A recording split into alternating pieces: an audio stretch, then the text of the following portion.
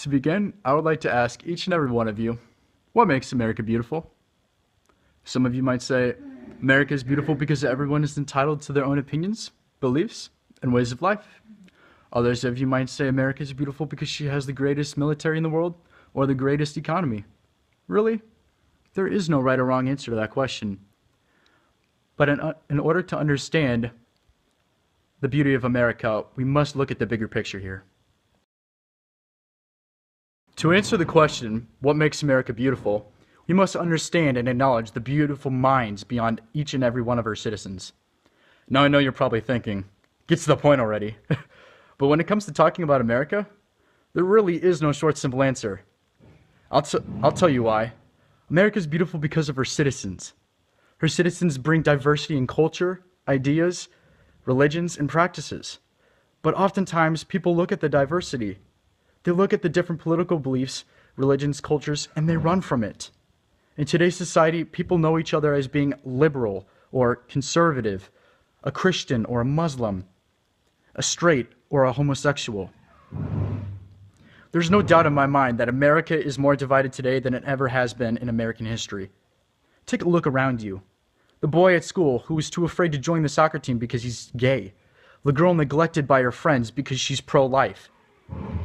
The father who cries himself to sleep every night knowing he can't afford to send his child to college because he never received a decent education.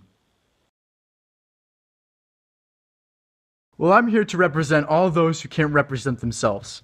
I'm here to challenge the minds of every son and daughter and every mother and father. I want each and every one of you to look into the eyes of your fellow brother and sisters, not as a liberal, conservative, black or white, straight or gay, Christian or Muslim, but for who they truly are, a person with feelings, a person with intelligence, a person with a heart despite how big or small that heart is, a person with a brain no matter how big or how small that brain may be. We must remember that every person is guaranteed life, liberty, and the pursuit of happiness bestowed upon us by God, all of which was given by God, so which no man can take away from us.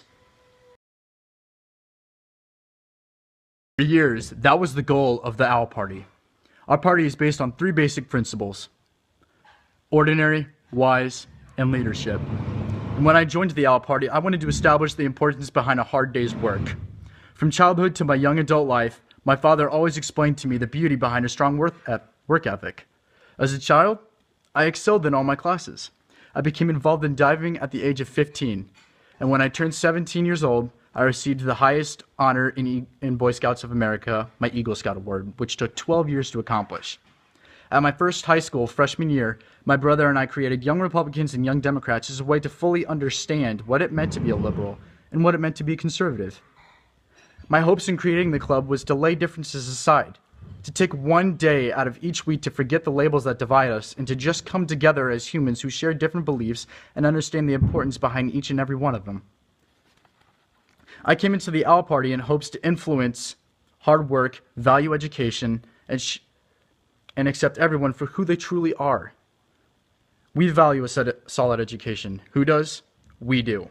We believe government is in charge of regulating education standards, minimums for all forms of education. Yeah, that's great and all, but how can you ensure the safety of my child whenever they walk into those school doors?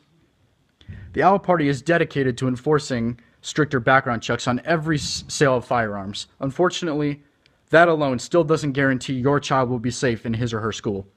I have to ask myself the tough question, will any effort be enough? The Florida incident gave me a bit to think about over the past 2 weeks. People all around me have said stricter gun restrictions and background checks, and I agree with that statement to an extent. However, aren't you people seeing a trend? Heck, you can restrict guns in every state or maybe even just one, but then again, you have to ask yourself, is that enough? It won't stop a kid from shooting up the school place, unfortunately. I mean, just look at what happened in the past. Columbine, 1999. 2 loser kids that nobody knew. Gun laws became stricter. Not too long after, Sandy Hook. And now this? I wish we lived in a perfect world where we could end gun violence too. I do. But in this life, that's unrealistic. It'll never happen. We need to target the source. The trend in these school shooters is that they're angry kids. either angry or mentally ill. They steal the gun, they pull the trigger, and they are responsible. The gun does not fire itself. And as president, I will increase social and get these kids involved in activities.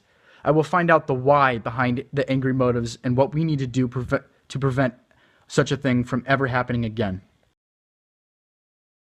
So what about marriage? Well, I'm glad you asked. The L Party and I believe marriage between two and only two adult consenting humans is a personal choice that the government has no right to regulate. Adoption should be legal for all citizens over the age of 25 and passing a background check. Yeah, marriage and all, but what about my personal choice to have an abortion? I want to know that I can do what I want with my body. Well, vote for me, and I guarantee your personal decisions are your personal decisions. I will enforce the idea the OWL Party enforced, which is abortion is allowed throughout the nation. It is an individual choice. However, while some view it as okay, many do not. So what's the solution? No national funding of abortion or Planned Parenthood. In doing so, abortion is still an option for the women who want it without funding it through American tax dollars. So for those who view it as morally wrong, you won't have to pay for it through your own tax money anymore. In the end, as president, I will enforce these policies into action. I will ensure every voice is heard, no matter how big or how small that voice is. As president, I will put an end to this divided society. That in the end, we are all humans. Humans who have feelings, humans who have intelligence, and humans who have different opinions. Humans all wanting to achieve the common goal of finding their purpose in life. Some know me as being conservative. Others know me as being liberal. But in the end of the day, I, like 321.1 million Americans, am just a person. A person with a vision of making America beautiful for all. As president, I will put meaning behind the word diversity and the wonderful things about it. I'll make sure that that gay boy at school can join his soccer team without feelings of sadness, embarrassment, or fear. I'll make sure that that girl who's pro-life is surrounded by a group of people who share similar interests. I'll make sure that that father who was once afraid of being able to send his son to college will be able to hug his son every night, knowing that his son has a future of opportunity and growth. Vote for me, and the America you know today will be the America you love tomorrow. Thank you.